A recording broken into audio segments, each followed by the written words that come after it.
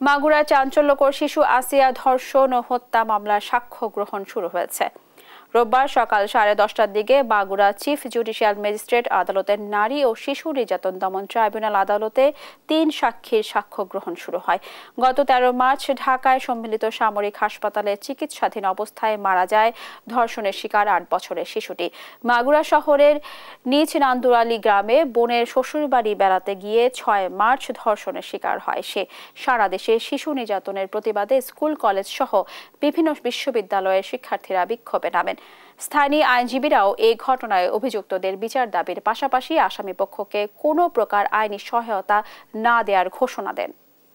দর্শক, এই নিয়ে বিস্তারিত জানাতে মাগুরা নারী ও শিশু নির্যাতন দমন ট্রাইব্যুনাল আদালত চত্বর থেকে সরাসরি যুক্ত হচ্ছেন সহকর্মী পঙ্কজ রায়। পঙ্কজ, সাক্ষ্য গ্রহণের ব্যাপারে কি কি তথ্য রয়েছে আপনার কাছে, আমাদেরকে বিস্তারিত জানাবেন। ধন্যবাদ। আমি এই মুহূর্তে আছি মাগুরা জেলা দায়রা জজ প্রাঙ্গণের শিশু ও নির্যাতন দমন ট্রাইব্যুনালের এজলাস কক্ষের সামনে থেকে। এই কিছুক্ষণ আগেই বাংলাদেশের চাঞ্চল্যকর শিশু আসিয়ার হত্যা ও ধর্ষণের যে বিচারিক কার্যক্রম তার কিছুক্ষণ আগেই আজকেই প্রথম চার্জ গঠনের শুনানি ছিল গত 23শে এপ্রিল। আজ 27শে এপ্রিল প্রথম আজকে সাক্ষ্য গ্রহণ হলো।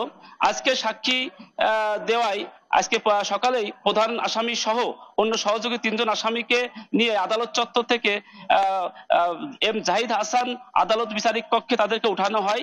এদিকে তাদেরকে আসামিদের উপস্থিতিতেই আজকে সাক্ষ্য গ্রহণ অনুষ্ঠিত হয়।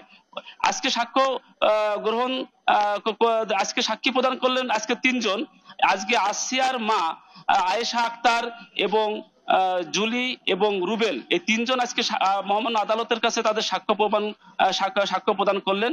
এদিকে পর্যায়ক্রমে এই প্রায় 37 জনের সাক্ষ্য প্রদান গ্রহণ করা হবে প্রতি কার্য দিবসেই।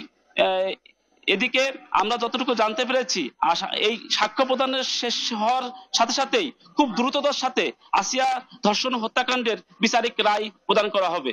এই আসিয়ার ধর্ষণ এবং হত্যাকে কেন্দ্র করে সারা বাংলাদেশ যখন উত্তাল বিচারের দাবিতে, আজ মাগুরা আদালত প্রাঙ্গণ থেকে আমরা যা দেখছি এত দ্রুত বিচারিক কার্যক্রম সম্পন্ন হচ্ছে, যেটা খুব সহসাই জাতি দেখতে পাবে আসিয়া হত্যা ও ধর্ষণের একটি সুনির্দিষ্ট এবং একটি সুন্দর বিচার।